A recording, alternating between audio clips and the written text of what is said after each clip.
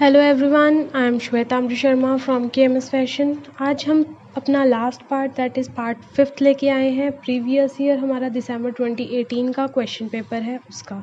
इसकी अलग से हमने प्लेलिस्ट जनरेट कर दी है, वहाँ पर जाके आप इसके सारे के सारे पार्ट्स व्यू कर सकते हैं।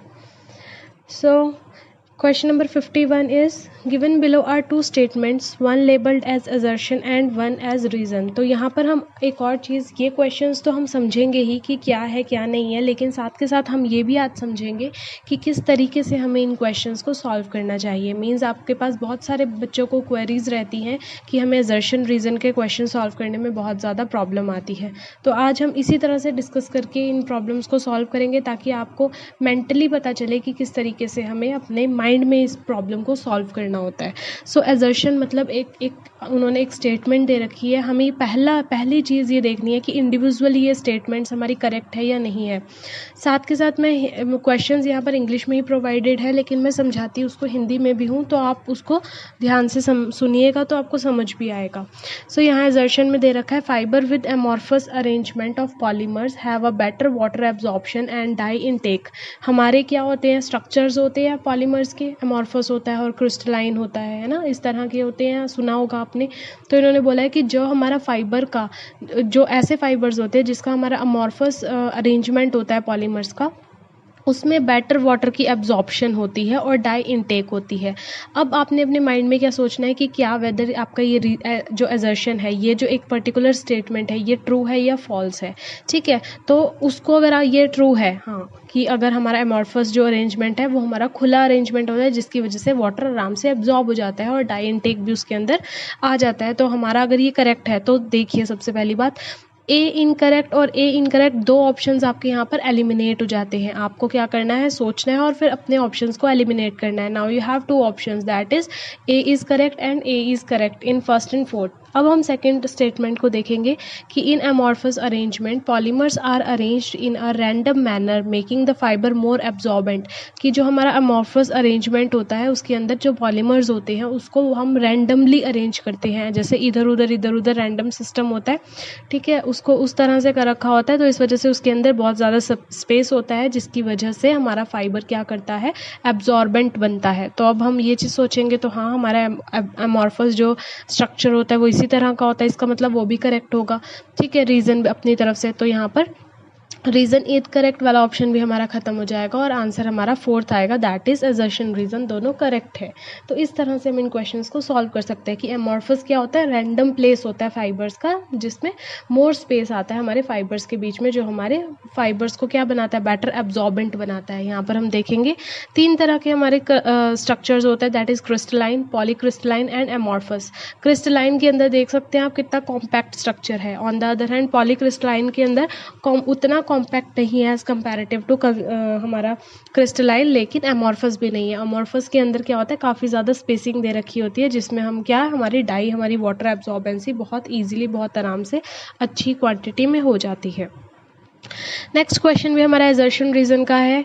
असर्शन दे रखा है, अब इसको भी हम इंडिविजुअल स्टेटमेंट को समझेंगे, that lightning must be inserted and aesthetically pleasant. जो लाइटनिंग होती है वो हमारी इंटरेस्टिंग होनी चाहिए और एस्थेटिकली प्लीजेंट लगनी चाहिए। उसका जो वो ब्यूटी एनहांस करती है, वो जो डेकोर एनहांस करती है, वो बहुत अच्छी और प्लीजिंग लगनी चाहिए। तो क्या ये करेक्ट है हमारी कि जो लाइटनिंग होती है वो इंटरेस्टिंग और एस्थेटिक प्लीजिंग होती है? सबसे पहले इस चीज़ को आप अपने माइंड में रख लीजिए कि whether this statement is correct और नॉट।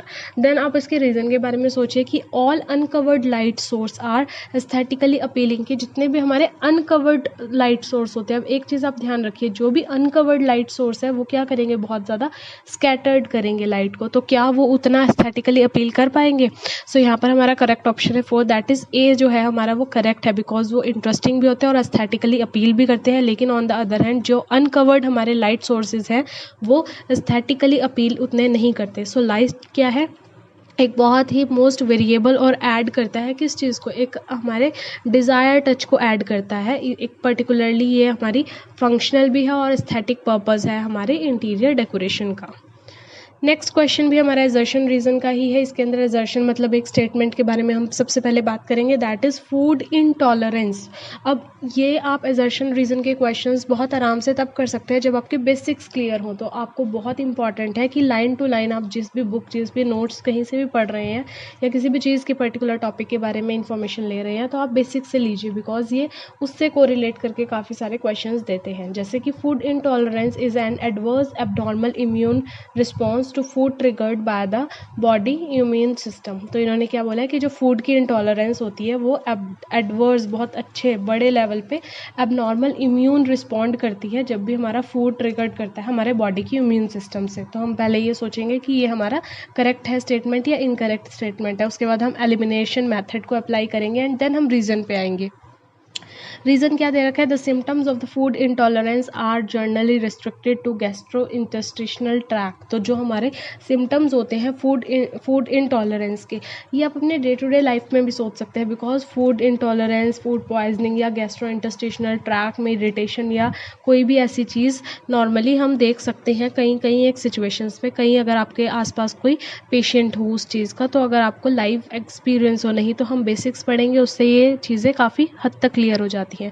सो इसका करेक्ट ऑप्शन है हमारा फर्स्ट, दैट इज़ हमारा एजर्शन जो है वो इनकरेक्ट है, लेकिन जो रीज़न है हमारा फूड इंटॉलरेंस के अकॉर्डिंग वो करेक्ट है। क्यों? क्योंकि जब ये हमारा गैस्ट्रो इंटेस्टिशनल ट्रैक के अंदर कुछ ना कुछ प्रॉब्लम है, ये हमारा फूड इंटॉलरेंस के सिम्टम्स होते हैं। क्योंकि फूड एलर्जी एक क्या है, पैथोलॉजिकल रिएक्शन है जिसमें इम्यून सिस्टम ट्रिगर्ड होता है bye injection of the food protein antigen. जैसे ही हम फूड प्रोटीन एंटीजन का इंजेक्शन करते हैं, उसको इनटेक करते हैं, वैसे ही ये हमें रिएक्ट कर जाता है।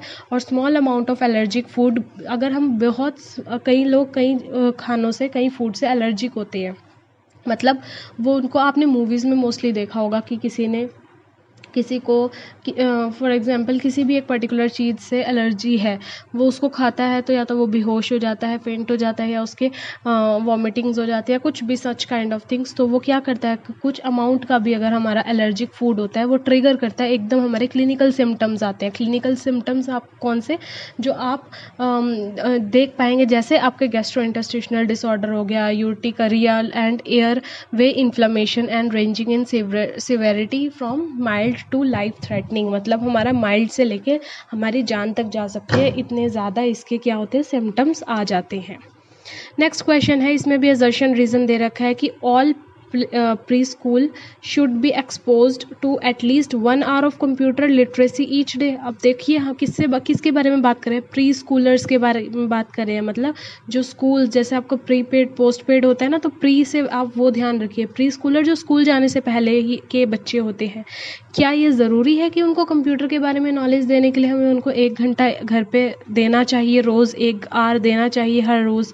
तो हम माइंड में सोचेंगे ये चीज़ नहीं, नो, इट्स इनकरेक्ट। सो हमें क्या करना है, यहाँ पर हमारे देखिए 2 कट हो जाते हैं, हमारे एलिमिनेट हो जाएंगे, क्या, एजर्शन और जो एजर्शन करेक्ट है दोनों, वो मतलब सेकंड एंड थर्ड। नेक्स्ट चीज़ हम क्या पढ़ेंगे, रीज़न के बारे में बात करेंगे। मतलब हमारा फर्स्ट और फोर्थ में कोई एक सही हो सकता है, depends upon its reason. In lateral years, बाद की ईयर्स में, early exposure to computer with lead to enhance brain development. वो क्या कहते हैं कि अगर हम बच्चे को जल्दी कंप्यूटर सिखाने लग जाएँ तो क्या उसका ब्रेन डेवलप जल्दी होगा, ज़्यादा एनहांस होगा? तो ये बात भी हमारी कोई जस्टिफाइड नहीं है। तो इसके लिए हमारा आंसर क्या होगा, both A and R incorrect. हमारा जो ए है और जो हमारा रीज़न है, उसका एजर्शन है वो भी इनकरेक्ट है, रीज़न है वो भी हमारा इनकरेक्ट है। ठीक है, तो होपफुली इस एक पर्टिकुलर मेथड से और इस लेक्चर के बाद, इस वीडियो के बाद आपको ये कंसेप्ट क्लियर हो जाएगा कि आपको एजर्शन रीज़न किस तरह से अपने क्वेश्चंस करने हैं। तो यहाँ एजर्शन दे रखा है, people participation has lost its importance in making any programme successful. कि जो लोगों की पार्टिसिपेशन है, पीपल की पार्टिसिपेशन है ज़्यादा, है ना, वो लॉस्ट करती जा रही है किसी भी प्रोग्राम को सक्सेसफुल होने से। क्या ये बात सही है? आप सोचिए खुद कि लोग अगर ज़्यादा से ज़्यादा पार्टिसिपेशन करेंगे तो क्या किसी भी प्रोग्राम के सक्सेसफुल होने का रेट कम हो जाएगा? देन रीज़न में क्या बोलते हैं कि अगर हम ICTs का यूज़ करते हैं, use of ICT is information communication technology has become the most important requirement for ensuring success of the programme. पहली बात तो उन्होंने ये बोल दी कि पीपल, अगर बहुत ज़्यादा पीपल की पार्टिसिपेशन क्या कर देती है, ख़त्म कर देती है हमारी इंपॉर्टेंस को कि प्रोग्राम सक्सेसफुल होगा। और दूसरी बात इन्होंने क्या बोल दी है कि अगर हम इस्तेमाल करेंगे ICT को तभी हम इंश्योर होंगे, तभी हमें पूरी श्योरिटी मिलेगी कि हमारे प्रोग्राम्स सक्सेसफुल है। तो ऐसा नहीं है, बिना ICT के भी प्रोग्राम्स क्या होते हैं, सक्सेसफुल होते हैं। तो करेक्ट ऑप्शन हमारा सेकंड है, that is both A and R are incorrect. हमारे दोनों चीज़ें क्या होगा, इनकरेक्ट रहेंगे। नेक्स्ट क्वेश्चन है, असर्शन दे रखा है, finding of a research based on a large sample size of a population being studied can always be generalise to the whole population. क्या बोला है कि हम फाइंड कर रहे हैं किसी भी रिसर्च बेस्ड पे, लार्ज सैम्पल है हमारे, साइज़ है हमारे पॉपुलेशन का, और उसको हम स्टडी कर रहे हैं from generalise to whole population, ठीक है। और इसका रीज़न क्या बोला है कि sample size does not ensure representativeness, कि सैम्पल साइज हमारा श्योरिटी नहीं देता, इंश्योर नहीं करता रिप्रेजेंटेटिवनेस को। सो यहाँ पर क्या आएगा, फर्स्ट हमारा क्या है, ए इनकरेक्ट है और आर हमारा क्या है, करेक्ट है। सैम्पल साइज मतलब जो भी हम पॉपुलेशन की बात करें, अगर हम उसमें से लार्ज में से सैम्पल को उठाते हैं तो वो हमारा इंश्योर नहीं करता रिप्रेजेंटेटिव। तो हम क्या देखेंगे, ये नेचुरली है या फिर प्रैक्टिकली कि feasible to study the whole population in any study, कि ये कोई फ्लेक्सिबिलिटी नहीं है, फिजिबल नहीं है कि हम स्टडी कर सके होल पॉपुलेशन का किसी भी स्टडी के अंदर। Hence a set of participants is selected from the population. इसलिए हम क्या करते हैं कि कुछ एक सेट ऑफ पार्टिसिपेंट्स को क्या करते हैं, सिलेक्ट करते हैं अपनी पॉपुलेशन में से, और less in number size but adequately represent the population. चाहे नंबर साइज कम हो लेकिन फालतू के लोग ना हो, जो मतलब हमारी रिसर्च को, हमारे डाटा के लिए बहुत सही हो, जेन्युइन हो, उन्हीं को लिया जाए।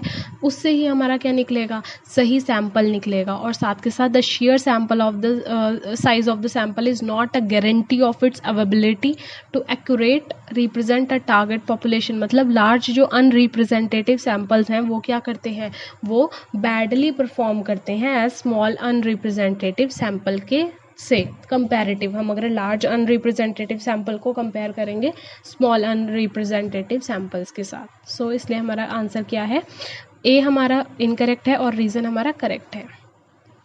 नेक्स्ट क्वेश्चन में दे रखा है, assertion that please crepe is obtained by printing sodium hydroxide paste on selected area of cotton fabric in a predetermined pattern। ठीक है, ये क्रेप की हमारी एक क्वालिटी है, और इसको उन्होंने क्या बोला है, इस क्वालिटी को हम कैसे ऑब्टेन कर सकते हैं, जब हम सोडियम हाइड्रोक्साइड पेस्ट को प्रिंट करते हैं एक पर्टिकुलर सिलेक्टेड एरिया में हमारे कॉटन के फैब्रिक पे, और एक अपना हमने ऑलरेडी पैटर्न सोच रखा है, प्री डिटरमाइंड पैटर्न सोच रखा है उस पैटर्न के अंदर। सो हमने सबसे पहले क्या सोचना है कि ये हमारा ठीक है या नहीं है। उसके बाद हम रीज़न पे आ जाते हैं कि जब हम ये ट्रीटमेंट देंगे, ट्रीटेड एरिया जो होगा, ठीक है, एक्सपेंड हो जाएगा, और अनट्रीटेड एरिया क्या करेगा, अपनी ओरिजिनल डायमेंशंस में आ जाएगा। क्या ऐसा होता है? सो करेक्ट ऑप्शन है third, that is assertion is correct and reason is wrong. Why reason is wrong? देखो प्लीज, क्रेप जो होता है उसको वो हम हैवी रोलर्स को इम्प्रेस करते हैं क्रेप पैटर्न के अंदर, ठीक है, और केमिकली उसको ट्रीट करते हैं, जिसकी वजह से हमारा ये ऐसा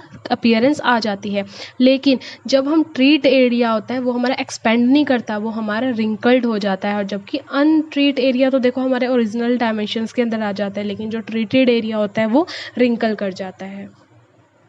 नेक्स्ट क्वेश्चन है, understanding is in the mind of both the sender and receiver of the message. इसका मतलब ये किससे है, आप सीधा सोच लीजिए, आपने पढ़ा हुआ है अपना सारा, कम्युनिकेशंस की बात कर रहे हैं हम, तो आपका अंडरस्टैंडिंग जो होती है वो हमारा सेंडर और रिसीवर क्या दोनों के माइंड की बात होती है, मैसेज को समझना, ठीक है। तो हमें पता है इसका आंसर क्या होगा ना, करेक्ट होगा या इनकरेक्ट होगा, सोचिए आप। उसके बाद आप रीज़न की बात समझिए कि पर्सन विद क्लोज्ड माइंड, जो जिन लोगों का दिमाग ठप होता है, बंद होता है, जो अपने दिमाग को इस्तेमाल नहीं कर सकते, क्या वो अंडरस्टैंड कर लेंगे मैसेज को प्रॉपर तरीके से? If the information is contrary to their value system, अगर इंफॉर्मेशन उनके वैल्यू सिस्टम, उनके मोरल सिस्टम, उनके मानने के तरीके से कॉन्ट्ररी हो, तो यहाँ पर हमारा क्या आंसर आएगा, फर्स्ट दैट इज असर्शन हमारा करेक्ट है लेकिन रीज़न रॉन्ग है। रीज़न रॉन्ग क्यों है, असर्शन करेक्ट क्यों है, क्योंकि देखो कोई भी मैसेज है ना, मैं अगर आप लोगों को यहाँ पर एक मैसेज दे रही हूँ तो मैं क्या अंडरस्टैंड कराना चाहती हूँ और आप क्या अंडरस्टैंड कर रहे हैं, ये उन दोनों पे ही डिपेंड करता है, हमारे और आपके ऊपर डिपेंड करता है। इस टाइम जो मैं अंडरस्टैंड करा रही हूँ वो आप लोगों तक सेम जा रहा है या नहीं जा रहा है, ये हमारी अंडरस्टैंडिंग पे डिपेंड करेगा, इसलिए ये करेक्ट होगा। और रीज़न हमारा रॉन्ग इसलिए है कि अगर आप में से कोई सिर्फ मेरी वीडियो सुनने के लिए कि सबको लगे कि आप पढ़ रहे हो, आप बिल्कुल माइंड को बंद करके सुन रहे हो, या आपका ध्यान कहीं और है, या आपने एक स्टेटमेंट बना रखी है माइंड में और वो स्टेटमेंट आपकी इतनी ज़्यादा स्ट्रॉन्ग है कि मेरी बात आपको जस्टिफाइड नहीं लग रही है, तो आप नहीं समझ पाएंगे, है ना।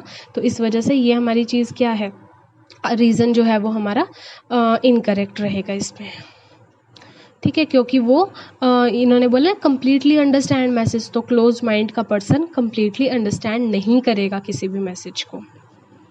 Next question number 59 is assertion is temperature measurement on the centigrade scale is an example of interval scale।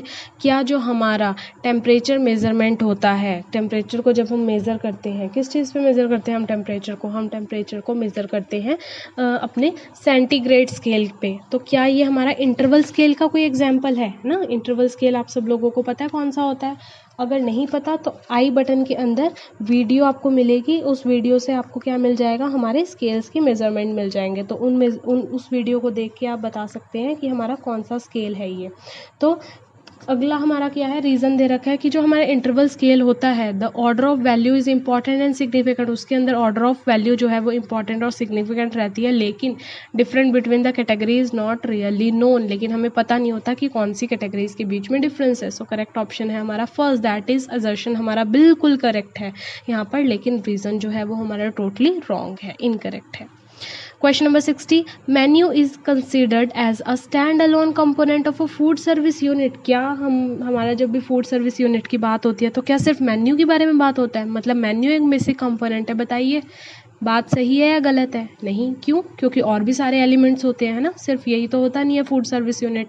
Then हमारा रीज़न आ जाता है, it is necessities systematic planning procedure which include continuous evaluation of the meal. तो ये हमारा क्या, system से plan करने का, बिल्कुल सिस्टम से तो हम प्लान करते हैं और कॉन्टिन्यूएशन में हम इवेल्यूएट करते हैं मील के लिए, तो ये बात भी हमारी क्या है, करेक्ट है। लेकिन असर्शन हमने बता दिया कि वो सिर्फ स्टैंड अलोन नहीं है, क्यों, क्योंकि हम इसके अंदर और क्या आता है, decoration of the food service, उसकी एम्बियंस, ठीक है, तो बाकी सारे भी हमारे और चीज़ें हैं, और हाइजीन और वर्कर्स का भी बहुत ज़्यादा हमारी फूड सर्विस यूनिट्स के अंदर ध्यान रखा जाता है, रॉ मटेरियल का, उसकी पैकेजिंग का, उसकी देन आगे डिस्ट्रीब्यूशन का, इन सब चीज़ों के बारे में भी वो लोग ध्यान देते हैं। नेक्स्ट क्वेश्चन है, असर्शन दे रखा है guar gum from cluster beans can reduce plasma cholesterol, की जो ग्वार गम होती है हमारी वो क्लस्टर बीन से निकलती है और वो रिड्यूस करती है प्लाज्मा कोलेस्ट्रॉल को, ये हमने सोचना है इसके बारे में। और उसके बाद फिर रीज़न के बारे में भी हमने सोचना है कि जो विस्कोसिटी होती है ऑफ जेल की वो हेल्प करती है एब्जॉर्प्शन ऑफ ग्लूकोज की, ग्लूकोज की एब्जॉर्प्शन को इंक्रीज़ करती है क्या हमारी जेल की विस्कोसिटी। सो यहाँ पर करेक्ट ऑप्शन है हमारा फर्स्ट, दैट इज़ असर्शन हमारा करेक्ट है, लेकिन रीज़न हमारा इनकरेक्ट है। वाई, देखो असर्शन करेक्ट है क्यों, क्योंकि ये रिड्यूस करती है प्लाज्मा कोलेस्ट्रॉल को, ठीक है। ग्वार गम कहाँ से, क्लस्टर बीन से हमारा निकलता है। और हमारा रीज़न हमारा जो है वो इनकरेक्ट क्यों है, बिकॉज विस्कोसिटी ऑफ जेल क्या करती है, डिक्रीज़ करती है, ना कि इंक्रीज़ करती है। और इन्होंने यहाँ पर क्या चीज़ दे रखी है कि वो इंक्रीज़ करती है, लेकिन वो इंक्रीज़ नहीं करती, उसकी बजाय वो क्या करती है, डिक्रीज़ करती है। नेक्स्ट क्वेश्चन है, असर्शन रीज़न में ही बात करेंगे। There is a higher incidence of learning difficulties, कि यहाँ पर हायर इंसिडेंस है लर्निंग डिफ़िकल्टीज़ का बच्चों के अंदर जो एक्सपीरियंस करते हैं long term of institutionalisation in the early age, की वो अगर बहुत जल्दी ही बहुत अर्ली एज में हम उनको स्कूल्स में, इंस्टीट्यूशंस में किसी के पास भेज दें पढ़ने और इन सब चीज़ों के लिए, तो क्या उनको लर्निंग डिफ़िकल्टीज़ होती हैं। आप खुद सोचिए, आप बच्चे को उसकी बेसिक ग्रोथ की बजाय एक पर्टिकुलरली एनवायरनमेंट में भेज दे और वहाँ पर उसके अकॉर्डिंग उसको बोले कि इट्स नॉट जस्ट लाइक बोले, बट वो उसको एक और एनवायरनमेंट में ढाल दे, तो क्या उसके अंदर लर्निंग डिफ़िकल्टीज होंगी? बिल्कुल ना। और 5 रीज़न इसके बारे में बात करते हैं। तो first 6 years are critical period for emergence of certain capacities of and deprivation result in negative consequences की जो पहले 6 साल होते हैं बच्चे के, है ना, वो क्रिटिकल पीरियड होता है। तो क्या ये बात हमारी करेक्ट है? सो करेक्ट ऑप्शन है थर्ड कि हाँ, ये दोनों चीज़ें करेक्ट है कि शुरुआत में ही अगर हम उनको कहीं पर ऐसे एक स्ट्रिक्ट एक ऐसे माहौल में जहाँ पर वो खुद की डेवलपमेंट कंप्लीट नहीं कर पाएंगे, तो वहाँ पर क्या होगा, उनको लर्निंग डिफ़िकल्टीज बिल्कुल होगी। और पहले 6 महीने के अंदर भी उनका क्या होता है, क्रिटिकल पीरियड ही होता है। So both terms are correct.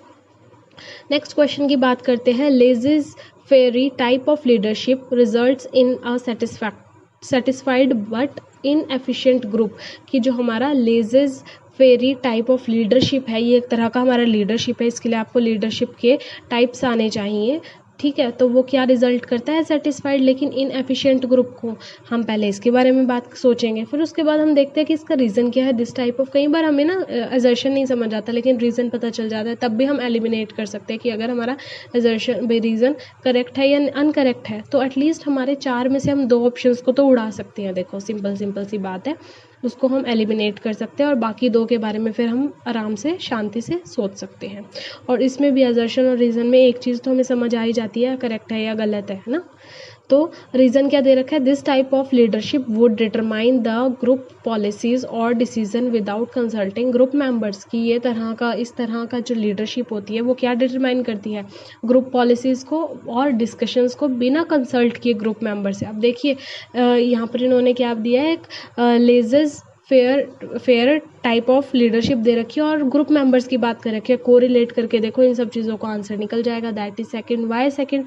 Assertion जो है वो करेक्ट दे रखी है, रीज़न इनकरेक्ट दे रखा है। क्यों? क्योंकि जो हमारा लेजर फेयर लीडरशिप होती है वो डायरेक्ट ऑपोजिट होती है ऑटोक्रेटिक लीडरशिप के। यहाँ पर मैं एक और बात आप लोगों को बताना और कहना चाहूँगी।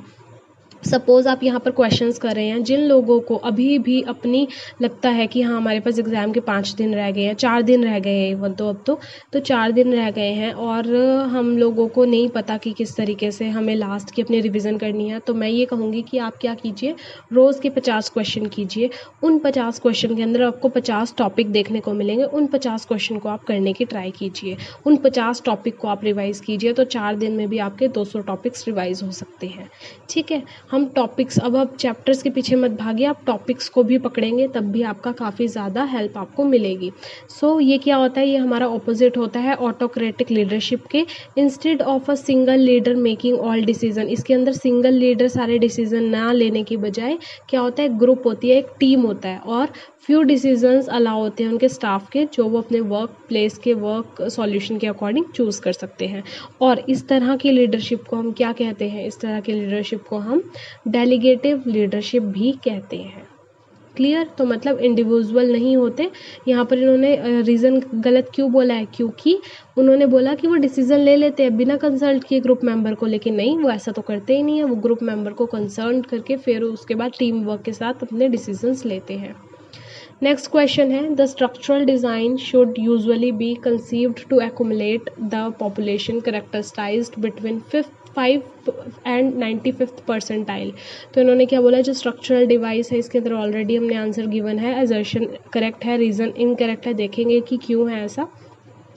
तो स्ट्रक्चरल डिज़ाइन की बात की है, उन्होंने क्या बोला है कि ये पॉपुलेशन हमारी 5 से लेके 95 परसेंटाइल तक रहती है। और साथ के साथ उन्होंने क्या बोला है कि पॉपुलेशन कैरेक्टराइज क्या है, बिलो 5 परसेंटाइल और अबव 95 परसेंटाइल होता है कंस्ट्रक्शन ऑफ डिज़ाइन को कंस्ट्रक्ट करने के लिए। तो इसके बारे में जानते हैं कि to the left of the average there is a point known as. अब क्या होता है, हम एवरेज के लेफ्ट में हमारा पॉइंट एक होता है 5th परसेंटाइल, जिसको हम बोलते हैं कि 5% जो पीपल्स है ना, मतलब एक बंदा 20 में से, अब 5% क्या हुए ना, 100 में से हम निकालेंगे, ठीक है। तो 1% 20 में से शॉर्टर है, हाइट का, तो सेम डिस्टेंस क्या होगा, राइट साइड में भी होगा, 95 परसेंटाइल में भी होगा, मतलब एक पर्सन 20 में से टॉलर भी होगा, ठीक है। और इसी तरीके से हम यूजुअली क्या कहते हैं कि 5 परसेंटाइल हमारी फीमेल होती है लोअर लिमिट के लिए और 95 परसेंटाइल मेल होते हैं अपर लिमिट के लिए।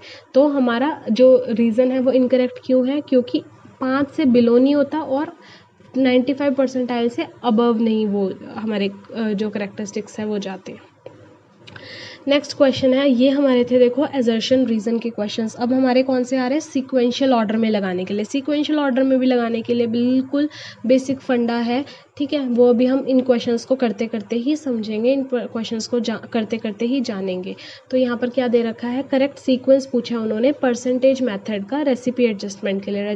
रेसिपी एडजस्टमेंट हमने माइंड में सोचना है रेसिपी एडजस्टमेंट होती क्या है और उसके बाद इनको अलाइन करके लगाना है, ठीक है। तो यहाँ पर हम डायरेक्ट देखते हैं, हम आपको ये आप अगर पॉज करके इसका आंसर लिखना चाहते हैं तो आप वो भी लिख सकते हैं, वरना हम आपको इजी वे में एक्सप्लेन करते हैं। इसका करेक्ट ऑप्शन है 4th। देखते हैं कैसे। सबसे पहले आप क्या करेंगे, कन्वर्ट करेंगे सारे के सारे इंग्रेडिएंट्स को, जितने भी हमने इंग्रेडिएंट्स ले रखे होंगे उनको ग्राम यूनिट के अंदर कर देंगे और ये देखेंगे कितना एडिबल पोर्शन है, कितना खाने जाने वाला पोर्शन है, ठीक है, डेकोरेशन से अलग। फिर हम टोटल वेट देखेंगे सारे इंग्रेडिएंट्स का। फिर हम कैलकुलेट करेंगे हर एक ईच परसेंटेज हमारे इंग्रेडिएंट की टू द टोटल वेट की। टोटल वेट तो हमारा ये है और उसमें से इतना इंग्रेडिएंट, कितने परसेंट इंग्रेडिएंट यूज़ होगा। फिर हम रेशो चेक करेंगे अपने इंग्रेडिएंट्स और टोटल वेट की।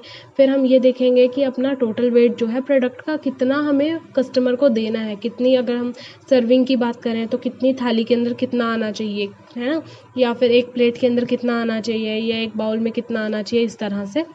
Then exact amount of ingredient as per total weight of the product. हम एग्जैक्ट अमाउंट ऑफ इंग्रेडिएंट्स लेंगे जितना हमें अपना टोटल वेट ऑफ प्रोडक्ट लेना था। तो होपफुली आपको इस तरह से समझ में आ गया होगा कि हमने किस तरह से इसका करेक्ट सीक्वेंस जज किया है ना। सबसे पहले हमने क्या किया, कन्वर्ट कर लिया सारे इंग्रेडिएंट्स को। कन्वर्ट करने के बाद हमने उसको टोटल वेट किया अपने इंग्रेडिएंट्स का, एडिबल पोर्शन को। फिर हमने कैलकुलेट की परसेंटेज कैलकुलेट करने के बाद हमने रेशो चेक की। रेशो चेक करने के बाद हमने उसको टोटल वेट के साथ हिसाब से देखा और लास्ट में अल्टीमेटली हमने क्या कर दिया कि हर एक चीज़ का टोटल वेट के साथ देखा कि कितने इंग्रेडिएंट्स हमें चाहिए। अगले क्वेश्चन के अंदर इन्होंने क्या बोला है, स्टेप्स दे रखे हैं टी की प्रोसेसिंग, टी को बनाने के process. It's not like T को बनाना इज़ लाइक चाय बनानी, बट हमारी टी जो होती है, जो चाय पत्ती होती है, उसकी प्रोसेसिंग किस तरह से होती है उसके बारे में बात की है इन्होंने। Firing, withering, fermentation, rolling, sorting, blending and packaging. तो यहाँ पर सबसे पहली बात तो ना देखिए, पैकेज हमारा लास्ट में होता है। आप सबको पता है कि पैकेजिंग लास्ट में होता है। तो सबसे पहले आप थर्ड को तो एलिमिनेट कर दो, मतलब बिल्कुल काट दो कि वो हो ही नहीं सकता हमारा ना। फर्स्ट जो थर्ड वाला है ऑप्शन वो आएगा ही नहीं, क्यों, पैकेज तो हम हर चीज़ का बाद में करते हैं, ठीक है। सो यहाँ पर करेक्ट ऑप्शन है हमारा फर्स्ट।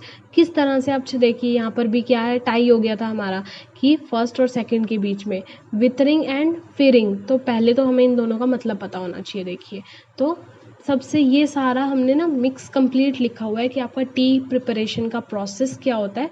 इसके अंदर जो ऑप्शंस यहाँ नहीं गिवन है हमने वो भी दे रखे हैं, आप इजीली इसको समझ सकते हैं। सबसे पहले हम प्लकिंग करते हैं। प्लकिंग का मतलब है कि टी की लीव्स को, फ्लशिस को हम क्या करते हैं, उसके बड से निकालते हैं यंग लीव्स को, ठीक है।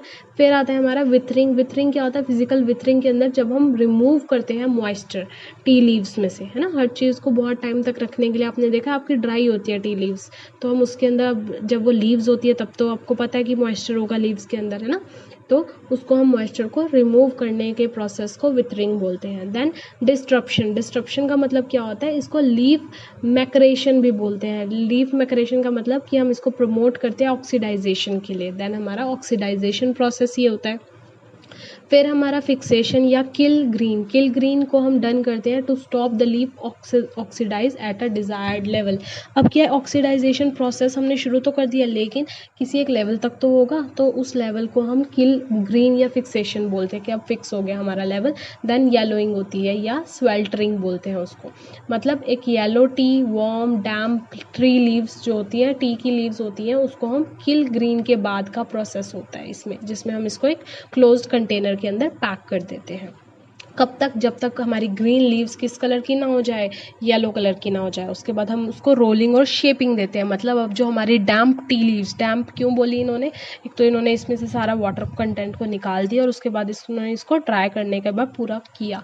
देन हम उसको क्या करते हैं, रोल करते हैं to form its wrinkle strips. हमारी कैसी होती है, आपने देखी ना टी, एक तो दानेदार होती है, आपने जो टी लीव्स वाली लीव्स टी देखी होगी जो हमारी ग्रीन टीज एंड के अंदर मिलती है, वो हमारी रिंकल्ड स्ट्रिप्स होती है, छोटी छोटी स्ट्रिप्स होती है, लेकिन उसमें रिंकल्स पड़े होते हैं, या हैंड से या रोलिंग मशीन से हम उसको करते हैं। देन फर्मेंटेशन होती है, मतलब कि कितनी हमारी जो चाय है, कितनी हमारी टी है, उस वो हम एंजाइमेटिक ऑक्सीडेशन उसके अंदर प्रोसेस करेंगे, ठीक है। देन फिरिंग, फिरिंग का मतलब क्या होता है, फाइनल ड्राइंग प्रोसेस होता है, उसको अल्टीमेटली ड्राई कर देते हैं। सॉर्टिंग के अंदर हम टी को सॉर्ट करते हैं, इसके अंदर हम क्या करते हैं, फिजिकल कोई भी अगर इम्प्योरिटीज़ है, स्टैम्प्स है, सीड है, उसको रिमूव करते हैं। देन लास्ट में ब्लेंडिंग करते हैं, ये हमारा फाइनल प्रोडक्ट बन जाता है, ठीक है। अलग अलग टीज़ को आपस में हम मिक्स कर देते हैं ना उसकी कोस्टिंग के लिए, और लास्ट उसका क्या आता है, पैकेजिंग प्रोसेस आता है, पैकेज हो जाता है। देन नेक्स्ट क्वेश्चन में हमें इन्होंने क्या चीज़ दे रखी है, टाइम शेड्यूल कैसे हम प्रिपेयर करते हैं ना। कितना अच्छा क्वेश्चन है कि इन्होंने सीक्वेंस पूछा है कि हम किसी भी टाइम को कैसे शेड्यूल करते हैं। तो अगर आप लोगों ने कभी अपने टाइम को शेड्यूल किया होगा तो आप इसका आंसर बहुत इजीली दे सकते हैं। किस तरह से करते हैं हम, अब देखो यहाँ पर, अब कोई बोलेगा कि राइट आउट प्लान, हम सबसे पहले तो प्लान लिखते हैं, लेकिन यहाँ पर तो थर्ड ऑप्शन दे ही नहीं रखा पहले, तो कौन सा होगा। सो करेक्ट ऑप्शन है हमारा फर्स्ट, दैट इज सबसे पहले लिस्ट करेंगे हम सारी की सारी आइटम्स का जिनको हम इंक्लूड कर रहे हैं दो चीज़ों में। कुछ एक चीज़ें होती है जो हमारी फ्लेक्सिबल रहती है, जो टाइम की उतनी पाबंद नहीं होती, लेकिन कुछ चीज़ों को हम इधर उधर कर सकते हैं। तो हम सबसे पहले आइटम्स लिखेंगे कि क्या क्या काम हमें करने हैं। उसके बाद फिर हम क्या करेंगे, एक्यूरेट टाइम लिखेंगे हर एक चीज़ को करने के लिए। अब सपोज़ खाना खाने में मेरे को 15 मिनट्स लगने हैं, तो मैं वहाँ पर 15 मिनट्स का टाइम, मतलब हमने अपने काम के अकॉर्डिंग उनको टाइम दे दिया। अभी हमने टाइम में डिवाइड नहीं किया कि 9 से 9:15 तक मैंने खाना खाना है, ये नहीं मैंने बोला, लेकिन मैंने 15 मिनट दे दिए सपोज़ खाना खाने को। उसके बाद आ जाता है मेरा bring total estimated time needed. अब मेरे पास क्या आ जाएगा, उनको टोटल करके कि इतना समय मेरे को चाहिए। मान लो मेरे सारे काम को करने के लिए मेरे को 12 घंटे का टाइम चाहिए ना, ठीक है, 12 घंटे, और टोटल टाइम अवेलेबल इनटू, अब क्या है कि मैंने लिख लिया कि मेरे को कितना टाइम चाहिए, है ना, विद द टोटल टाइम जितना मेरे पास है उसके साथ। उसके बाद क्या आता है, फिर डिटरमाइन करना है टाइम के सीक्वेंस को, कि अब हमें पहले हमने खाना खाना है, फिर हमें पढ़ाई करनी है, फिर हमने मार्केट जाना है, फिर आना है हमने, फिर आके हमने एक क्लास अटेंड करनी है, सो एंड सो। फिर हम अपने टाइम डिटरमाइन करेंगे टाइम के सीक्वेंस को, तो उनको हम सीक्वेंशियल वे में लगाएंगे। उसके बाद हम क्या करेंगे, अपने प्लान को पर्टिकुलरली लिखेंगे, और लास्ट में हम उसको क्या कर लेंगे, मर्ज करेंगे इंडिविजुअल प्लान्स को विद अदर्स फॉर कोऑर्डिनेशन, बाकियों के प्लान्स के साथ उसको मर्ज करेंगे, कोऑर्डिनेट करेंगे। गेट इट, ये सारा इसका ऑर्डर रहेगा। नेक्स्ट है हमारा क्वेश्चन, जिसके अंदर हमें क्या बताना है, स्टेप वाइज अप्रोच बतानी है किस चीज़ की, कि डिज़ाइनिंग एंड इफेक्टिव वर्कशॉप। अब वर्क प्लेस को हमें इफ़ेक्टिव कैसे बनाया जाए, मतलब अच्छा वर्क प्लेस की जहाँ पर मैं अच्छे से काम कर सकूँ, वो कैसे हो सकता है ना, उसके लिए भी मेरे को स्टेप वाइज अप्रोच देनी होगी। तो उसके बारे में भी हम सोच लेते हैं, सारे ऑप्शंस को पढ़ते हैं। तो करेक्ट है हमारा फर्स्ट, दैट इज़ किस तरह से होगा। सबसे पहले हम क्या करेंगे, इनिशियल इवैल्यूएशन करेंगे। अब देखिए सबसे पहली बात तो जहाँ पर भी है ना, इनिशियल इवैल्यूएशन है, मतलब आपको सबसे पहले क्या काम करना होता है, इनिशियल मतलब आपका प्राइमरी, सबसे पहले करने वाला, तो मतलब सबसे पहले ही आएगी ये चीज़, है ना। तो इसका मतलब ये फोर्थ ऑप्शन है, फोर्थ ऑप्शन में मतलब आपका सेकंड और थर्ड, दैट इज़, तो सेकंड में आपका सॉल्यूशन डेवलपमेंट, तो पहले तो आप सॉल्यूशन बनाओगे नहीं, और ह्यूमन परफॉर्मेंस एनालिसिस, पहले आप कुछ करोगे तभी तो उसको एनालाइज करोगे, तो हमारा एलिमिनेट हो जाता है। इसके अंदर भी हम एलिमिनेशन मेथड, हर एक में एमसीक्यूज में तो हमें एलिमिनेशन मेथड को यूज़ करना ही करना चाहिए, और उतना तो हमारा माइंड फर्टाइल होता है उस टाइम पे कि हम कर सकते हैं। सो हम सेकेंड एंड थर्ड को हटा देंगे, ठीक है, और हमारा फर्स्ट और फोर्थ में से सपोज ऑप्शन बच जाते हैं। तो सबसे पहले हमने इनिशियल इवैल्यूएशन कर ली, इनिशियल इवैल्यूएशन करने के बाद हमने इन्वेस्टिगेशन की और इवैल्यूएशन की अपने वर्क प्लेस की, जो जगह है जहाँ मेरे को काम करना है, मैंने उसकी इन्वेस्टिगेशन, उसकी इवैल्यूएशन की। फिर मैंने देखा कि मेरे को ह्यूमन परफॉर्मेंस को एनालाइज किया कि कितना चाहिए, कितना मैन पावर चाहिए, किस तरह से काम होगा। फिर मैंने उसको कंपाइल कर लिया, अपना रिजल्ट जो आया उस समरी को, उसको इकट्ठा कर लिया, और अल्टीमेटली मैंने क्या किया, एक सॉल्यूशन को डेवलप कर दिया। करेक्ट। नेक्स्ट क्वेश्चन दे रखा है करेक्ट सीक्वेंस बताना है एक्राइलिक फाइबर्स का। अब देखिए कई बार कॉटन आया है, कई बार सिल्क आया है, वूल आया है, जूट आया है, नायलॉन, पॉलिएस्टर सब आए हैं। तो ऐसे ही एक्राइलिक फाइबर्स के बारे में भी सीक्वेंस की बात इन्होंने कर ली है। क्या क्या दे रखा है, dissolving, filtering, polymerisation, drawing and spinning. तो एक्राइलिक फाइबर्स का आपको क्या है, आपको पता है कि हमारा क्या है, रीजनरेटेड सिंथेटिक फाइबर्स है, ठीक है। तो इसका हमारा सीक्वेंस किस तरह से रहेगा, आइए देखते हैं। सेकंड है सबसे पहली बात, सेकंड कैसे है ये भी देख लेते हैं। पहले पॉलीमराइजेशन आएगा, then dissolving, filtration, spinning, drawing. आप बेसिक हमारे इतने सारे मैन्युफैक्चरिंग प्रोसेसेस हैं, आप हमारे जो आई बटन है, आई बटन में जाके आप देख सकते हैं कि हमारा कौन से हमारे प्रोसेसिंग है, मैन्युफैक्चरिंग प्रोसेस है, ठीक है। और इससे आप सिर्फ आपको कुछ नहीं याद रखना, सिर्फ ये डायग्राम याद रखना है। डायग्राम के अंदर आपको यहाँ पर इजीली मिल जाएगा। देखिए पॉलीमराइजेशन है, डिसॉल्विंग है, डिसॉल्विंग के बाद फिर आपका फिल्ट्रेशन प्रोसेस है, फिर आपकी अल्टीमेटली स्पिनिंग हो जाती है और स्पिनिंग के बाद हमारी ड्राइंग हो जाती है। नेक्स्ट इन्होंने दे रखा है चाइल्ड सीक्वेंस देना है, stage of child birth. Child birth का सीक्वेंस है, क्या क्या होना चाहिए, transition, dilation and effacement of the cervix, pushing, head emerge, delivery of placenta. तो मतलब कि हमारा चाइल्ड बर्थ कैसे लेता है उसकी स्टेज को हमें करेक्ट सीक्वेंस में डालना है, तो उसके लिए हमें पता होना चाहिए। तो वो भी हम आपको बता सकते हैं एक बहुत ही अच्छे डायग्राम से। सो इसका करेक्ट सीक्वेंस है सेकंड, आइए देखते हैं क्या होता है। इनिशियल लेटल फेज, इसके अंदर ये हमारा फीटस है, ये हमारा यूट्रस है, ये हमारा सर्विक्स है, ये वजाइना है और ये हमारी अम्बिलिकल कॉर्ड है, ठीक है। तो एक्टिव फेज क्या आता है, जब हमारा वजाइना का माउथ जो है वो ओपन होता है और चाइल्ड का जो हेड है वो हमारा क्या होता है, इसको हम एफिसेटेड सर्विक्स बोलते हैं। क्या बोलते हैं, एफिसेटेड सर्विक्स, ठीक है।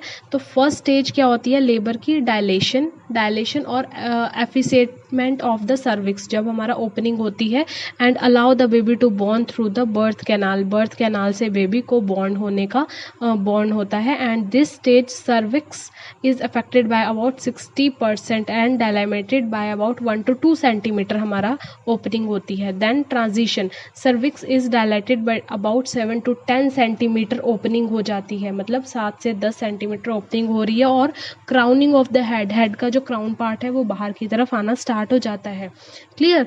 देन पुशिंग होती है, फिर क्या करते हैं, पुश करते हैं, ठीक है। आपने मूवीज़ के अंदर भी देखा होगा, काफ़ी सारी उसके अंदर दे रखा होगा, तो उसमें भी आपको पता होगा, है ना। और पुशिंग होती है। देन हेड इमर्जेंस, मतलब हेड निकल के आता है। And last is delivery of the placenta. अब क्या होता है, वो बच्चा जो है वो बाहर आ गया, ये हमारी अम्बिलिकल कॉर्ड है, वो हमारी अंदर के साथ ही जुड़ी हुई है, किसके साथ, हमारी प्लेसेंटा के साथ जुड़ी हुई है। पढ़ा है ना हमने कि खाना कहाँ से जाता है बच्चे को, माँ का, है ना। ये अम्बिलिकल कॉर्ड है, सर्विक्स है, और इसको हम फिर यहाँ क्या करते हैं, क्लिप करके उसको कट कर देते हैं। तो ये हमारा क्या प्रोसेस है, सेकेंड हमारा प्रोसेस है। नेक्स्ट क्वेश्चन है हमारा 71, that is communication strategy in sequential order. Communication की स्ट्रेटजी को सीक्वेंशियल ऑर्डर में डालना है, ये भी बहुत इजी क्वेश्चन है ना। क्या है इसके अंदर, कुछ भी नहीं दे रखा उन्होंने। कम्युनिकेशन हम किस तरह से करते हैं उसको हमने सीक्वेंस में लिखना है। हम सब लोग कम्युनिकेट करते हैं, हम सब लोग एक मैसेज को डिलीवरी तरीके अच्छे से डिलीवर हो जाए इस एक पर्टिकुलर, हम इफेक्टिव कम्युनिकेशन उसको देख के करते हैं। तो फर्स्ट हमारा क्या है, करेक्ट सीक्वेंस है, ये जानते हैं। फर्स्ट सीक्वेंस दैट इज, सबसे पहले क्या होगा, हम देखेंगे एनालिसिस ऑफ ऑडियंस। अब देखिए, आपको कोई अगर आपके पास बैठा है तो आपको किस तरह से बात करनी है ना, उसके लिए आप एनालाइज करते हैं किस चीज़ का, अपनी ऑडियंस का। अगर कोई आपके पास बैठा है तो आप आराम से बात करेंगे। अगर आपको किसी को आवाज़ लगानी है और वो कोई नेक्स्ट रूम में है तो आप अपना एनालाइज करेंगे पहले, आपकी ऑडियंस कौन सी है, कहाँ है और कितनी है, ठीक है। तो फर्स्ट हमारा पॉइंट आएगा कि हमने एनालाइज किया ऑडियंस को। उसके बाद हमने क्या किया, फॉर्मुलेशन ऑफ कम्युनिकेशन गोल्स। हमने कम्युनिकेशन के गोल्स फॉर्मुलेट किए कि अब हमने कम्युनिकेट करना है, अगर हमने कोई बात बोलनी है। ये तो आप अपने डेली रूटीन में भी देखिए, अगर आपको किसी को भी कोई बात कन्वे करनी होती है तो आप इसी एक फॉर्मेट को फॉलो करते हैं। फिर हम क्या सोचते हैं, हमने फॉर्मुलेट कर लिया अपने कम्युनिकेशन के गोल को। देन हमने सेलेक्ट किया कि हम कौन सा मेथड या कौन सा मीडियम अपनाएंगे। जैसे पेरेंट्स से अगर हमें कोई बात मनवानी होती है तो हम सॉफ्ट हो जाते हैं, कोई चीज़ हमें गुस्सा आ रहा है और उस वे में हमें बात करनी हो तो हम थोड़ा लाउड हो जाते हैं, ठीक है। स्टूडेंट्स से टीचर्स जिस वे में उनको अपनी बात को अंडरस्टैंड कराना चाहते हैं उस तरह से बात करते हैं, पनिश करना होता है तो उस वे से बात करते हैं। हम सेलेक्ट करेंगे हम अपना कम्युनिकेशन का मेथड क्या है और मीडियम क्या है। मेथड और मीडियम सेलेक्ट करने के बाद हमारा क्या होगा, हमारा मैसेज हम डिज़ाइन करेंगे। मैसेज को डिज़ाइन करने के बाद हम अपनी कम्युनिकेशन को एक्टिवली प्लान करेंगे एंड प्लान करने के बाद हमारा क्या होगा, हम इवेल्युएट करेंगे स्ट्रैटेजी को। इवेल्युएशन कब होती है, जब हमने उसको डिलीवरी कर दी और उसके बाद क्या होगा, हमारा ये पूरा का पूरा हम उसको डिलीवर कर देंगे। फिर हम इवेल्युएट करेंगे कि हमने जिस हिसाब से अपना अंडरस्टैंड कराना चाहते थे उस अकॉर्डिंग अंडरस्टैंडिंग हुई हमारे मैसेज की या नहीं हुई, वो हमारे लास्ट से पता चल जाएगा।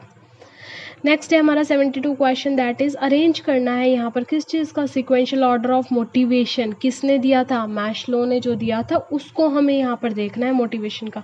तो यहाँ से आपको टॉपिक पता चल जाता है। आप सीधा क्या करो, इस क्वेश्चन को पढ़ने के बाद हम तो यहाँ पर आपको शो करेंगे कि क्या दिया था उन्होंने, पर आपको एक माइंड में सेट हो जाना चाहिए कि ये टॉपिक भी है ना, और इससे रिलेटेड भी आपके मोटिवेशन के बाकी और लोगों ने भी जो मोटिवेशन के टॉपिक्स दे रखे हैं आप उसको भी पढ़िए।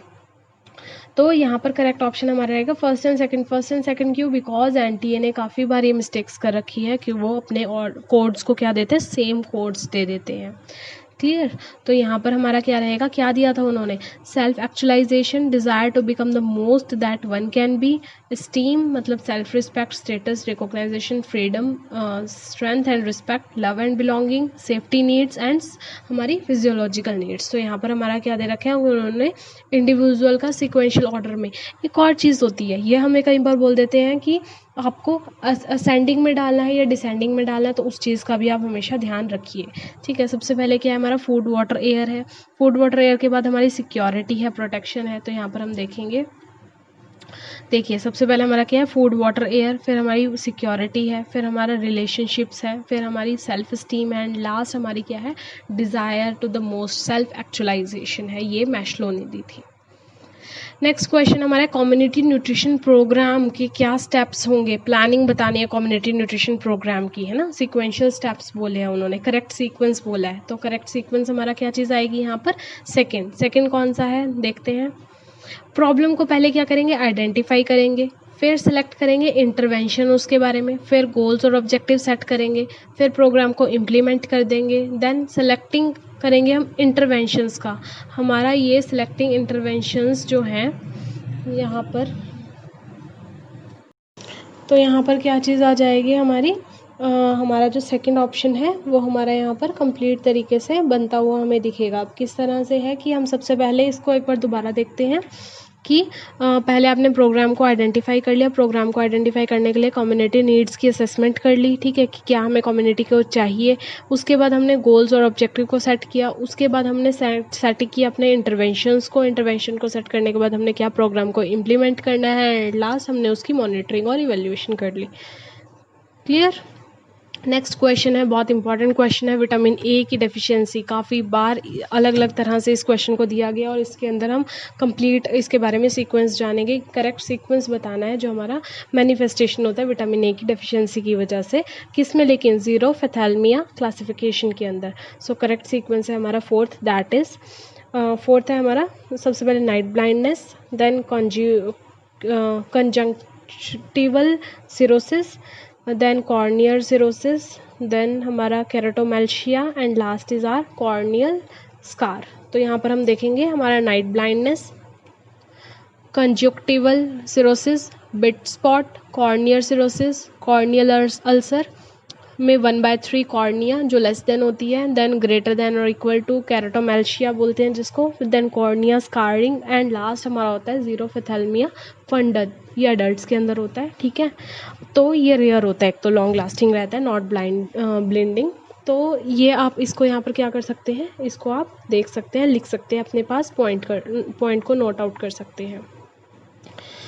नेक्स्ट क्वेश्चन है, इसके अंदर दे रखा है करेक्ट सीक्वेंस बताना है apparel production in the garment industry. Garment industry के अंदर करेक्ट सीक्वेंस बताना है अपेरल की प्रोडक्शन का।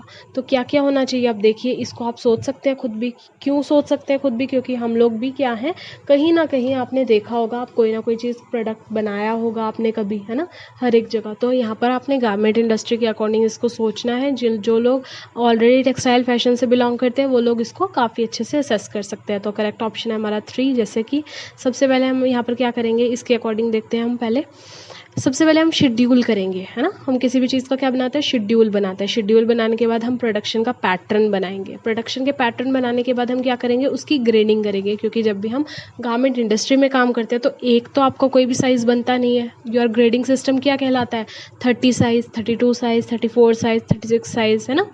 उसके बाद हमारा जो हमारा ग्रेडिंग हो जाएगा। ग्रेडिंग के बाद क्या करते हैं, हम मार्कर बनाएंगे, मार्कर मेक करेंगे। मार्कर मेक मतलब लेआउट करेंगे उसका, है ना, आगे काम करने के लिए। उसके मार्कर मेक करने के बाद, उसका मार्कर बनाने के बाद हमारे पास क्या आएगा, उसका कटिंग प्रोसेस है। कटिंग प्रोसेस करने के बाद हमने क्या करना है, उसका असेंबलिंग करनी है। कट करने का असेंबल करेंगे, सारे पीसेस को एक साथ रखेंगे और असेंबल करने के बाद हमने उसका क्या कर देना है, क्वालिटी कंट्रोल कर देना है। ठीक है, ये हमारा रॉ मटेरियल से फिनिश्ड प्रोडक्ट तक का पूरा सीक्वेंस था। देन हमारा क्वेश्चन आता है, अटेन करना है हमने language skill during infancy. Infancy के अंदर करेक्ट क्या होगी आपकी लैंग्वेज स्किल ना, कि किस तरह से हमने इन्फेंट है कोई भी, वो क्या करेगा, किस किस तरीके से वो बात करेगा, इसके बारे में हम जानते हैं। सो करेक्ट हमारा जो सीक्वेंस है वो हमारा रहेगा फर्स्ट, दैट इज़ फर्स्ट मतलब सबसे पहले वो क्या करेगा, रिपीटेटिव वॉवल साउंड। अब देखिए यहाँ पर हम पढ़ते हैं रिपीटेटिव वॉवल साउंड मतलब ओ आ इस तरह के साउंड्स वो निकालते हैं। ठीक है, वो क्या करते हैं, vocal to speech of others, है ना। वो ये हमारा अराउंड 3 मंथ्स के अराउंड होता है। उसके बाद हमारा कौन सा ऑप्शन आएगा, that is are first vocalisation called babbling. फिर 7 मंथ के हिसाब से वो क्या करते हैं, बेबीज अलग अलग तरह के साउंड्स निकालते हैं एक ही सांस में, एक ही ब्रेथ के अंदर।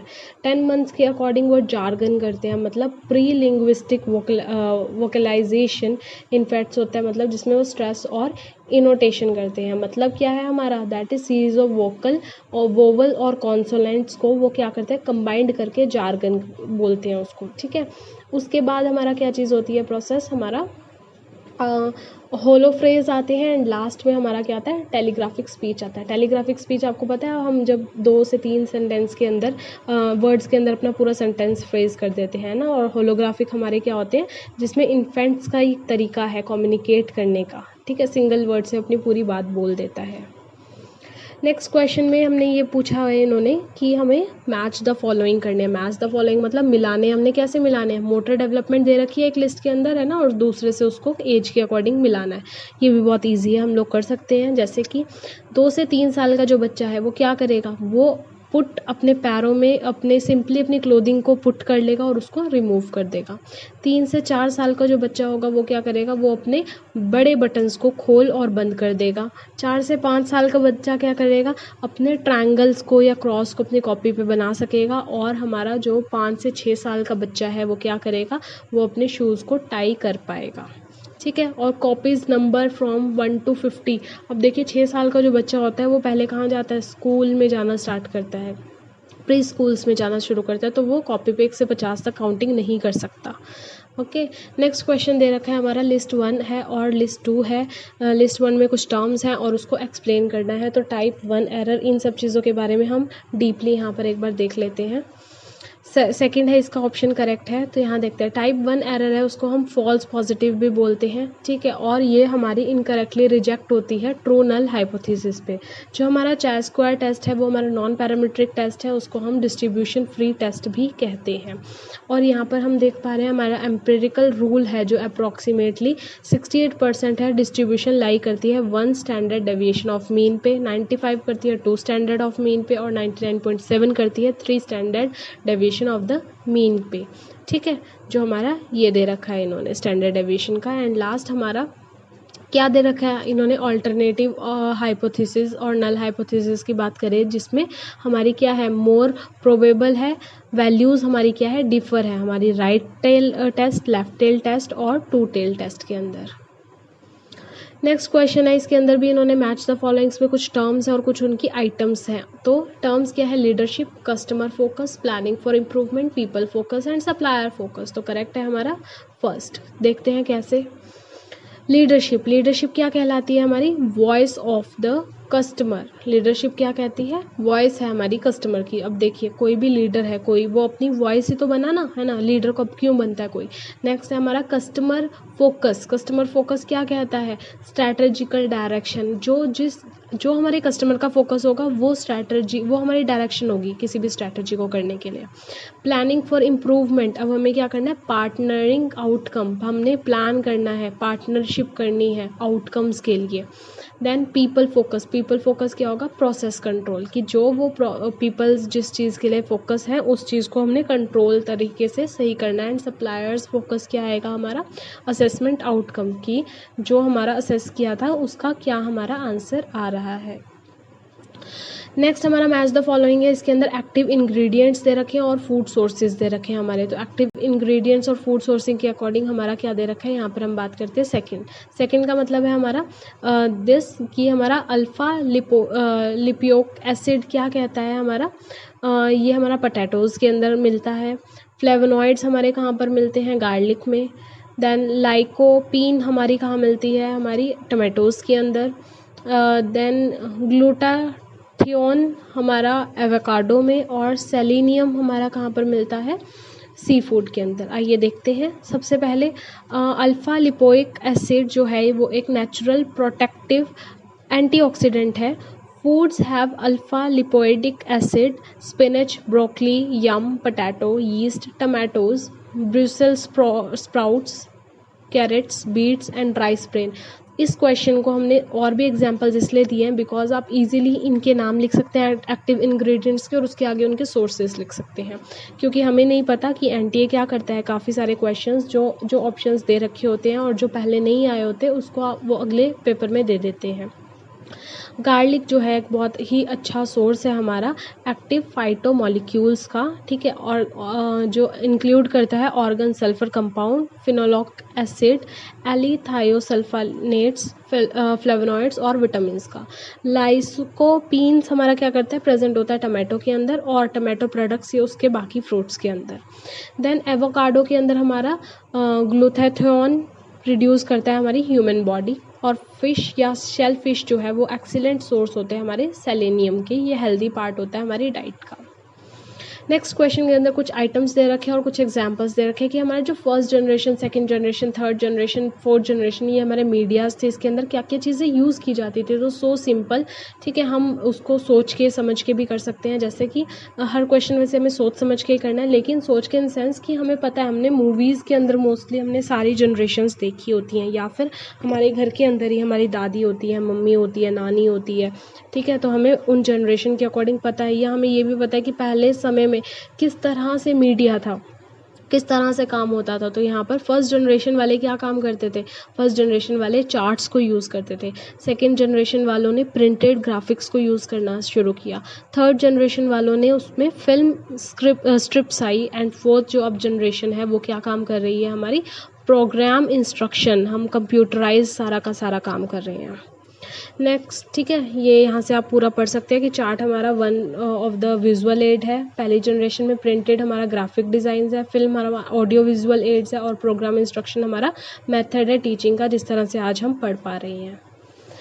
देन टेस्ट है और कुछ केमिकल कंपाउंड्स के नाम दे रखे हैं, जैसे Seliwanoff test, osazone test, xanthoproteic test, micro Kjeldahl's method और एसिड वैल्यू। तो ये हमारा करेक्ट ऑप्शन है फोर्थ। देखते हैं। सेल्वेनफो टेस्ट जो है केमिकल टेस्ट है जो डिस्टिंग्विश करता है बिटवीन एल्डोज और कीटोज, शुगर के अंदर के बीच का। देन ओसाजोन टेस्ट जो है वो हमारा परफॉर्म करता है हर एक शुगर को बॉइलिंग वाटर बाथ और नोटिस करता है कि कितने टाइम में उसके प्रिपेयर होते हैं, क्रिस्टल्स प्रिपेयर होने शुरू होते हैं। इन टेस्ट को आप प्लीज़ अपने पास लिख लीजिए बिकॉज घुमा फिरा के एनटीए आपका क्वेश्चन जनरेट कर सकता है। देन आपका ज़ैंथोप्रोटेनिक टेस्ट जो होता है वो हमारा किस चीज़ का होता है, वो amino acid contain an aromatic nucleus. Aromatic हमारा देखिए यहाँ पर एरोमेटिक अमाइनो एसिड्स ऑप्शन में दे रखा है। देन केसडाल मेथड जो है वो 1834 1883 में ब्रूअर कॉल्ड जॉन केजाल्ड ने इसको दिया था, ठीक है। और इसके अंदर इसने क्या दिया था, टाइट्रेशन टेक्निक दी थी, जिसके अंदर फूड को डाइजेस्ट कर दिया जाता है स्ट्रॉन्ग एसिड के द्वारा, जब उसके अंदर से हमारा नाइट्रोजन रिलीज्ड होता है। एंड एसिड वैल्यू हमारी क्या होती है, amount of free fatty acid present in the oil required a computed mass of potassium hydroxide to neutralise this. उसको न्यूट्रलाइज करने के लिए free acid fatty acid present होता है हमारे ऑयल के अंदर। कुछ एक प्रोटीन और प्रॉपर्टीज़ दे रखी है फाइबर की, और उसकी करेक्ट हमने यूनिट्स बतानी है। तो करेक्ट ऑप्शन है हमारा जो स्टेपल फाइबर्स है, स्टेपल फाइबर की क्या होती है हमारी सेंटीमीटर, क्योंकि स्टेपल फाइबर्स कौन से होते हैं, छोटे। Filament fibre on the other hand हमारी उसकी प्रॉपर्टी कौन सी होती है, मीटर्स के अंदर, क्योंकि लंबे होते हैं, ठीक है। फाइबर डायामीटर हमारा किस चीज़ से जस्टिफाइड होता है, माइक्रोन से। और टेनासिटी क्या होता है, एक हर चीज़ को आप कोरिलेट करा करो तो वो स्ट्रेंथ से हमारी डिपिक्ट करती है, तो क्या होता है, ग्राम्स पर डेनियर। तो यहाँ से आप इसको देख सकते हैं कि स्टेपल फाइबर 2 to 46 सेंटीमीटर, फिर हमारे जो फिलामेंट फाइबर होते हैं 1000 मीटर्स हो गया, ठीक है। सिल्क हमारे इकलौता नेचुरल फिलामेंट फाइबर है, बाकी सारे हमारे नेचुरल फाइबर स्टेपल फाइबर्स में आते हैं। फाइबर डायमीटर माइक्रोन्स में होता है और टेनासिटी होती है ग्राम पर डेनियर में रहती है। नेक्स्ट डिसिप्लिन्स दे रखे हैं, उसके मीनिंग्स दे रखे हैं, एंटानॉमी, एंथ्रोपोमेट्री, बायोकेमिकल्स और कॉग्निटिव। बहुत ही ईजी है और सिंपल है। एनाटॉमी हम किस चीज़ के लिए करते हैं, कि जो भी हमारे लिविंग थिंग्स हैं उसके स्ट्रक्चर्स के लिए। एंथ्रोपोमेट्रिक मेजरमेंट्स होती है बॉडी की। बायो मैकेनिक्स हमारी मसल्स, बोन, टेंडॉन्स, लिगामेंट, इन सब का जो वर्किंग प्रोसेस, वर्किंग मूवमेंट होती है। और कॉग्निटिव हमारी इंटेलेक्चुअल मेंटल एक्शन से रिलेट करती है। नेक्स्ट हमारी टर्म्स और उसके प्लेसेस दे रखे हैं, फाड़, फिचवार्ड्स, पता चित्रा एंड चित्रा गौरी पता। तो ये हमारा कहाँ कहाँ है ये देखते हैं हम। फाड़ हमारा जोशी कम्युनिटी के अंदर पेंटिंग है। देन पिछवाड़ हमारा एक तरह की पेंटिंग है, स्टाइल ऑफ पेंटिंग है, 400 ईयर्स अगो हुई थी, टाउन ऑफ नथद्वारा। पिचा चित्रा हमारा उड़ीसा के अंदर है, ट्रेडिशनल पेंटिंग है ये। और चित्रा गौरी फटा ये हमारा महाराष्ट्र के अंदर है, ठीक है। और ये भी हमारी ट्रेडिशनल पेंटिंग है, जिसके अंदर इन मतलब काव किए गए हैं पुराणिक हमारी विष्णु के, मतलब जो विष्णु भगवान बोलते हैं जिनको हम, उनको उन्होंने नक्काशी की है, इनकारनेशंस कर रखी हैं उनकी क्लोथ पैनल के ऊपर पेंट करके। नेक्स्ट क्वेश्चन में डेफिशिएंसी डिजीज़ के सिम्टम्स दे रखे हैं और उसके न्यूट्रिएंट्स दे रखे हैं कि कौन से उसके सिम्टम्स हो सकते हैं और किन न्यूट्रिएंट्स से हम उसको क्योर कर सकते हैं। तो tetany, angular stomatitis, macrocytic chromic anaemia, gingivitis and koilonychia. So यहाँ पर कुछ एक न्यूट्रिएंट्स दे रखे हैं। करेक्ट ऑप्शन है हमारा टेनेटी जो है वो हमारा क्या है, लो कैल्शियम लेवल की वजह से, जिसको हाइपोकैल्सीमिया बोलते हैं, उसकी वजह से हो जाता है। एंगुलर स्टोमक AS से भी इसको करते हैं, और due to deficiency of riboflavins and vitamin B groups and irons. Most common cause है हमारा एनीमिया का, दैट इज B12 और फोलेट डेफिशिएंसी। एस्कॉर्बिक एसिड हमारा गिंगिविट्स, और हमारा कॉल्चिडिया हमारा आयरन डेफिशिएंसी एनीमिया की वजह से होता है, जिसके अंदर हमारे स्पून्स नेल हो जाते हैं, मतलब नेल की डिसीज़ है ये हमारी। इनिशिएटिव्स दे रखे हैं, उसके ईयर ऑफ लॉन्चिंग दे रखे हैं। कई बार क्वेश्चन हमारा ये कोड्स वाले में भी आ जाता है, जिसके अंदर सिक्वेंशियल ऑर्डर में लगाना होता है, उसके अंदर बोलते हैं क्रोनोलॉजिकल ऑर्डर में लगाना है, मतलब जब वो हुए थे जब उसके अकॉर्डिंग उसको सीक्वेंस में लगाना है। तो यहाँ पर भी इन्होंने दे रखा है, दैट इज़ हमारा जो नेशनल हेल्थ मिशन है वो हमारा 2014 to 15 में हुआ। नेशनल न्यूट्रिशन मिशन जो है वो हमारा 2017 to 18 में हुआ। लिटरेसी मिशन है हमारा 88 to 89 में हुआ। रूरल लाइवलीहुड है वो हमारा 2010 से 11 में हुआ। एंड लास्ट हमारा रूरल एम्प्लॉयमेंट गारंटी एक्ट है वो हमारा कब हुआ, 2005 से 2006 के अंदर। नेक्स्ट क्वेश्चन के अंदर फूड और कंपोनेंट्स दे रखे हैं। तो फूड और कंपोनेंट्स, फूड्स कौन से दे रखे हैं, wine, plum juice, green tea, mayonnaise और सेलेमिया, और उसके कंपोनेंट्स इन्होंने पूछे हुए हैं। तो हमारे क्या हैं, वाइन हमारा क्या है, वाइन के अंदर कौन से मिलेंगे, रिजर्वेट्रोल हमारे रेड वाइन के अंदर मिलते हैं, ठीक है। ये हमारी skin of grapes used in making wine, ठीक है। देन सोडियम बेंजोएट हमारे नेचुरली अकर है अलग अलग फ्रूट से, जैसे एप्पल, प्लम और क्रैनबेरी से मिलता है। ग्रीन टी हमारी कंटेन होती है कैटेचिन्स जिसको हम क्या बोलते हैं EGCG भी बोलते हैं। ये नेचुरल एंटीऑक्सीडेंट्स होते हैं जो हमारी बॉडी के अंदर क्या करते हैं, काफ़ी ज़्यादा बेनिफिट प्रोवाइड करते हैं और हमारे सेल्स को डैमेज होने से प्रिवेंट करते हैं। मेयोनीज जो है वो हमारी एग योक से हमारे इमल्सिफिकेशन प्रोसेस से बनी होती है और सोडियम नाइट्राइट फाइट करती है हार्मफुल बैक्टीरियाज को हैम, सेलेमिया और अदर प्रोसेस हमारे मीट्स के अंदर। उसके बाद आता है आपका रीडिंग कॉम्प्रिहेंशन दे रखा है। इस रीडिंग कॉम्प्रिहेंशन को आप स्क्रीनशॉट ले सकते हैं और उसके बाद आप इन क्वेश्चंस को करने की ट्राई भी कर सकते हैं। इससे रिलेटेड क्वेश्चन है असर्शन रीज़न है। रीज़न इसके अंदर इन्होंने दे रखा है कि असर्शन है only women teacher must be trained to support issue of social justice and gender equality, कि जितने भी वुमेन्स टीचर्स हैं वो हमारी ट्रेंड होती हैं कि सोशल जस्टिस और जेंडर इक्वलिटी के लिए, और only women teachers can understand the issue and challenges faced by girls, कि सिर्फ जो वुमेन टीचर्स हैं वही हमारे इस चैलेंज को फेस कर सकती हैं। सो बोथ चीज़ें हमारी due to the this paragraph जो है ये हमारी क्या रहेंगी, करेक्ट रहेंगी, इनकरेक्ट रहेंगी। तो हमें ये इसका आंसर खुद से नहीं देना, खुद की माइंड से नहीं देना, बट हमें पैराग्राफ रीडिंग के बाद देना है। देन यहाँ पर भी हमारा असर्शन रीज़न दे रखा है कि जो बोथ बॉयज़ एंड गर्ल्स है वो ऑफर करते हैं सेम चांस टू एक्सेस, की जो लड़के हैं जैसे लड़कों को चांस मिलता है स्कूल जाने का, ऐसे ही लड़कियों को भी उतना ही % चांस मिलता है। और इंडिया एक ऐसी कमेटी है जो प्रोवाइड करती है फंडामेंटल राइट हमारे एजुकेशन का, कि एजुकेशन तो हर किसी को हर एज में मिलनी चाहिए। तो ये भी हमारा आंसर किसके वे में होना चाहिए, हमारा आंसर हमारे जो हमने अभी अपना पैराग्राफ लिया उसके रिगार्डिंग रहेगा। नेक्स्ट क्वेश्चन है मेन इशू बताने हैं। Disguise girls for continuing education in school, school को एजुकेशन गर्ल्स को स्कूल एजुकेशन को कंटिन्यू करने के डिसगाइड क्या क्या है यहाँ पर। तो पुअर सैनिटरी कंडीशन होती है, अनहाइजीनिक टॉयलेट्स होते हैं, ठीक है, और उसके अंदर क्या होता है UTIs जो हमारा यूरिनरी ट्रैक इन्फेक्शन है इसकी होने के बहुत ज़्यादा चांसेस रहते हैं। इसकी वजह से पीरियड्स की वजह से, मेंसेस की वजह से स्कूल मिस होता है। सेक्स डिफरेंस होता है एजुकेशन का, सेक्स डिस्क्रिमिनेशन होता है एजुकेशन सिस्टम के अंदर कि वुमेन्स और मेंस के एक्सपीरियंस एजुकेशनल के डिफ़र करते हैं। नेक्स्ट क्वेश्चन है education should be based on principles of, कौन से प्रिंसिपल्स पे बेस करना चाहिए एजुकेशन हमारा, educational equality, non discrimination, participation. So third हमारा सही रहेगा, दैट इज़ नॉन डिस्क्रिमिनेशन हमारा पार्टिसिपेशन एंड इक्वलिटी के ऊपर। ये भी हमारा पैराग्राफ रीडिंग से होगा। सो ये थे हमारे दिसंबर 2018 के सारे क्वेश्चंस। होपफुली आपको अच्छे से समझ में आए होंगे, तरीका भी आपको प्लीजेंट लगा होगा। तो प्लीज़ लाइक कीजिए, शेयर कीजिए, कमेंट कीजिए, सब्सक्राइब कीजिए KMS फैशन को। Till then goodbye, have a nice day. Please कोई भी क्वेरी हो तो आप हमें ज़रूर मेल कीजिए या टेलीग्राम पे कमेंट कीजिए। और ये वीडियो आपको कैसे लगी प्लीज़ कमेंट करके ज़रूर बताइएगा। बाय।